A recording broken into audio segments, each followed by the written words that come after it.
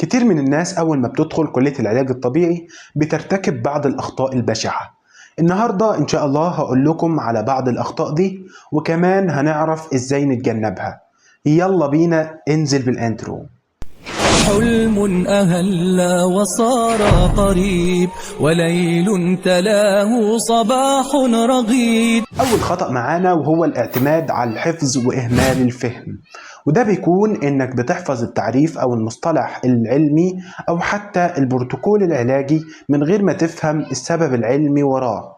ومن أشهر الأمثلة عندنا مثلا جهاز زي التنس، لو سألت معظم الطلاب انتم ليه بتستخدموه أو بتستخدموا التردد المعين ده ليه، للأسف مش هيكونوا عارفين. وكمان لو سألتهم الجهاز ده مناسب لمين بالظبط برضو مش هيعرفوا.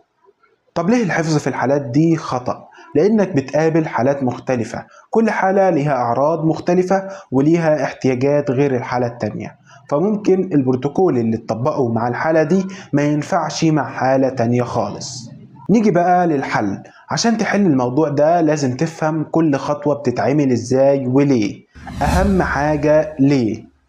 مثال على كده مثلا الانتنسيتي او الشدة بتاعت الجهاز بتختلف من مريض للتاني، فلازم اعرف امتى ازودها على المريض معين واقللها على التاني. تاني خطأ وهو اهمال المواد الاساسية زي الاناتومي اللي هو التشريح والفسيولوجي. ده بيكون عبارة عن انك بتذاكر عشان تنجح، مش عشان ان الكلام ده اللي هتبني عليه الاساس بتاعك في الشغل. مثال على كده واحد مش عارف العضلات اللي بتحرك مفصل الركبة وازاي بتشتغل، اكيد مش هيعرف يعالج الركبة لو فيها مشكلة وازاي يقوي العضلات دي. والنتيجة انك بتغلط في التشخيص وبتستخدم تمارين واجهزة غلط، وبالتالي ثقتك في نفسك بتقل. الحل هو انك مثلا في التشريح تتخيل كل العضلات بتشتغل ازاي وكل حركة ايه العضلات المشتركة فيها. كمان ممكن تستخدم البرامج اللي بتجيب الاناتومي 3D عشان يساعدك في انك تتخيل العضلة بشكلها الثلاثي. الخطأ الثالث وده كلنا بنقع فيه للأسف، وهو عدم المذاكرة أول بأول، وده انك تأجل كل المواد اللي عليك وتذاكرها في ليلة الامتحان او اخر اسبوع قبل الامتحان، وده بيحط عليك ضغط نفسي كبير جدا وكمان بيخليك تنسى المعلومات بسرعة. الحل للموضوع ده هو انك تذاكر يوميا ولو حاجة بسيطة جدا، وانك تتعود على المذاكرة لانك عمرك ما هتحب المذاكرة. لو وصلت لغاية هنا ما تنساش تعمل لايك وشير وسبسكرايب للقناة عشان تدعم المحتوى عشان اقدر اكمل. نيجي بقى للخطأ الرابع وده بيقع فيه كتير من الناس اللي في سنة امتياز او على مشارف انها تتخرج.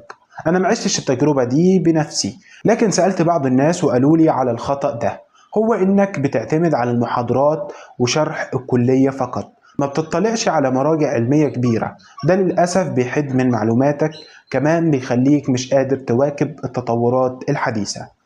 الحل هو اني ابدأ ده ولو بصفحة كل يوم، كمان ممكن تترجم لو الموضوع صعب عليك في الاول، وكمان ممكن تتابع بعض القنوات على اليوتيوب اللي هتساعدك في الموضوع ده. اما بالنسبة للخطأ الخامس والاخير هو انك ما بتهتمش بالجانب العملي، يعني مثلا بتحضر السكشن عشان الغياب بس، ما بتكونش مهتم انك تعرف تتعلم الحاجة دي بتتعمل ازاي، وده بيؤدي ان خبرتك العملية بتكون صفر وما بتعرفش تتعامل مع المريض لما تتخرج، وبتكون حاسس انك ضايع. والحل هو انك تعتبر كل مريض فرصة تتعلم منها وتسجل في كشكولك كل حالة قابلتها او هتقابلها. كده نكون وصلنا لاخر الفيديو. لو عجبك ما تنساش تعمل لايك وشير وسبسكرايب للقناة عشان يوصلك كل جديد.